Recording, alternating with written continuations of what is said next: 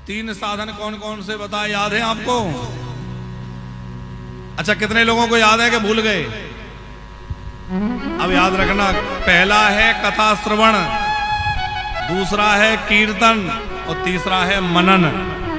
तीन साधन है। मनन भूल भी जाओ तो दो याद रखना, कथा श्रवण और कीर्तन, दो में भी काम बन जाएगा। तो ऋषियों ने सूत जी से पूछा कि हे सूत जी, जो ये काम न कर पाए अथवा इसके अतिरिक्त और भी कोई ऐसा साधन है जिससे शिव तत्व को जाना जा सके? तो सूत जी कह रहे हैं कि शिवलिंग के पूजन करने से व्यक्ति के अंदर ज्ञान प्रकट हो जाता है। इसलिए ज्ञान के अभिलाषी व्यक्ति को नित्य शिव पूजा और रुद्राभिषेक करना चाहिए। अरुण, ज्ञान अभिलाषी जो है, यहां सूत जी महाराज कह रहे हैं कि ज्ञान प्राप्ति के लिए नित्य रुद्राभिषेक करने से महादेव उसको अपने आप ज्ञान प्रदान कर देते हैं। इसीलिए आपने सुना होगा, कहते हैं भैया काशी के बड़े पंडित हैं, काशी का विद्वान बड़ा विद्वान माने जाते हैं। क्यों? काशी में विश्वनाथ जी विराजमान है। और काश्यते प्रकाश्यते सा काशी, जो वहां जाता है वो ज्ञान के प्रकाश से भर जाता है। तो शिव जो है, उनके शिवलिंग का पूजन करने से व्यक्ति को शिव तत्व का बोध हो जाता है, आत्म तत्व का बोध हो जाता है। तो फिर ऋषियों ने एक प्रश्न किया कि और किसी देवता का लिंग पूजन नहीं होता, शिवलिंग का पूजन क्यों होता है? इसका क्या मतलब है? तब जो है सनत कुमार जी देखो, अलग अलग जगह कथा चल रही है। सूत जी शौनक आदि ऋषियों को कथा सुना रहे हैं, उधर सनत कुमार जी व्यास जी को कथा सुना रहे हैं। और वो सनत कुमार जी कह रहे हैं ये कथा मुझे नंदिकेश्वर महाराज ने सुनाई थी। नंदी जी ने सनत कुमार जी को कथा सुनाई। तो सनत कुमार जी ने भी नंदी जी से प्रश्न किया था कि शिव जी के शिवलिंग की पूजा क्यों होती है? कई लोगों के मन में बड़ी भ्रांति है कि शिवलिंग का पूजन क्यों। तो यहां श्री नंदिकेश्वर कह रहे हैं कि भगवान शंकर निष्कल हैं। निष्कल माने होता है निराकार, शिव जी का कोई आकार नहीं है। तो निराकार रूप शिवलिंग है, ना उसमें हाथ है, ना पैर है, ना मुख है, कुछ है, लेकिन कुछ ना होते हुए भी उसमें सब कुछ है? शिवलिंग जो है वो भगवान शंकर के निराकार रूप का चिन्ह है, निराकार स्वरूप का प्रतीक है। भगवान शंकर सगुण भी हैं और निर्गुण भी हैं, साकार भी हैं और निराकार भी हैं। साकार होने से उनकी मूर्ति विग्रह की पूजा होती है और निराकार होने से उनके लिंग रूप में पूजा होती है। दो देवता हैं जिनकी निराकार लिंग रूप में पूजा होती है, एक तो शिवलिंग शिव पूजा, दूसरा भगवान नारायण शालिग्राम। शालिग्राम जी में भी ना हाथ होते ना पैर होते, वो भी तो गोलमोल बटिया होते हैं। और आप जिनने शिव पुराण पढ़ा है वो जानते होंगे, शिव महापुराण में शालिग्राम भगवान की बड़ी महिमा लिखी है। शिवलिंग की महिमा तो है ही, पर शालिग्राम की भी बड़ी पूजा की विधि और शिवलिंग के साथ साथ शालिग्राम पूजा का बहुत बड़ा विधान शिव महापुराण में लिखा है। कैसे हैं शिव? बोले सकलत्वात् तथा वीरम साकारम तस्य संगतम सकला कलरूपत्वात् ब्रह्म शब्दाविधा। भगवान शंकर सकल और निष्कल, सकल माने साकार, निष्कल माने निराकार, दोनों रूपों में है। भोले बाबा का कहीं मंदिर हो तो उसमें शिवलिंग जरूर स्थापित होना चाहिए, जैसे मूर्ति के रूप में विराजमान है, लेकिन शिवलिंग का पूजन का विशेष महत्व है, इसलिए शिवलिंग भी अवश्य होनी चाहिए। लिंगम तस्यैव पूजायाम सर्ववेदेषु सम्मतम तस्यैव सकलत्वाच्च तथा सकल निष्कलम। शिवलिंग की पूजा का विधान वेदों में कहा गया है, अवैदिक नहीं है शिव पूजा।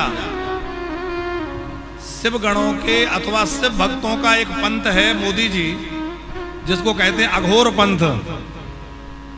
और जो अघोर पंथ है उसमें ऐसा देखा जाता है कि वो लोग नहाते नहीं है, वो लोग पवित्रता नहीं रखते। तो कई लोग ये समझ लेते हैं कि शिव भक्तों का जो पंथ है वो अघोर पंथ ही है। तो कई लोगों में ये भ्रांति है कि शिव जी के भक्त तो ऐसे ही रहते हैं, पर ऐसा नहीं है। शिव जी की जो पूजा है सर्व वेदेषु सम्मतम, सारे वेदों में शिवलिंग पूजा का विधान है और शिवलिंग की पूजा पूर्ण वैदिक विधान की पूजा है। पर दक्ष महाराज ने शिव जी के गणों को श्राप दिया था। उस दक्ष श्राप के प्रभाव से शिव जी के भक्तों का एक समुदाय अथवा एक वर्ग अघोर पंथ के रूप में प्रकट हुआ। तो वो भी एक उपासना की पद्धति है, पर हम लोगों को अघोर पद्धति की ओर न जाते हुए उस तंत्र साधना की ओर न ध्यान देते हुए हम लोगों को शिवलिंग की पूजा और वैदिक पूजा का ही आश्रय लेना चाहिए। वैदिक मार्ग से शिव आराधना करनी चाहिए। फिर प्रश्न उठता है कि शिवलिंग की पूजा कब से प्रारंभ हुई? सबसे पहले शिवलिंग किसने बनाए, किसने पूजा करी, कैसे इनका शुभारंभ हुआ? तो सूत जी कहते हैं कि प्राचीन काल में श्वेत वराह कल्प में एक बार भगवान नारायण से मिलने के लिए ब्रह्मा जी आए। बड़े ध्यान से सुनना, बड़ी अच्छी कथा है। और ब्रह्मा जी आए तो भगवान नारायण शेष सैया पर लेटे हुए थे। ब्रह्मा जी आए तो ब्रह्मा जी ने कहा, कहो बेटे, अपने पिता के आने पर भी खड़े नहीं हो रहे? अरे तुम्हें पता नहीं है मैं लोक पिता हूं, उठ के खड़े हो। जो अपने बड़ों के आने पर उठ के उनका अभिवादन नहीं करते, उनके पुण्य नष्ट हो जाते हैं, उनका तेज नष्ट हो जाता है। इसलिए जब भी कभी अपने से बड़े आए, चाहे वो माता पिता हों, चाहे बड़े भैया हों, चाहे ताऊ जी हों, चाचा जी हों, हमसे जो भी बड़े हैं, उनके आने पर हमें अपने आसन से उठ के खड़े हो जाना चाहिए। यह शास्त्र विधि है। पहले तो इन बातों का बड़ा ध्यान रखा जाता था। हमारे राजस्थान की भूमि में तो आज भी बहुत इस बात का विचार रहता है कि बड़ों के सामने छोटे लोग जो है, बड़े जब तक खड़े हैं तो छोटे बैठेंगे नहीं। उस दिन जब हम आए तो हम यहाँ किसी को जानते तो थे नहीं, क्योंकि हम तो पहली बार ही आप लोगों में आए। हाँ, पर ये समझ गए कि ये माताजी वही हैं जिनसे हमारी बात हुई है।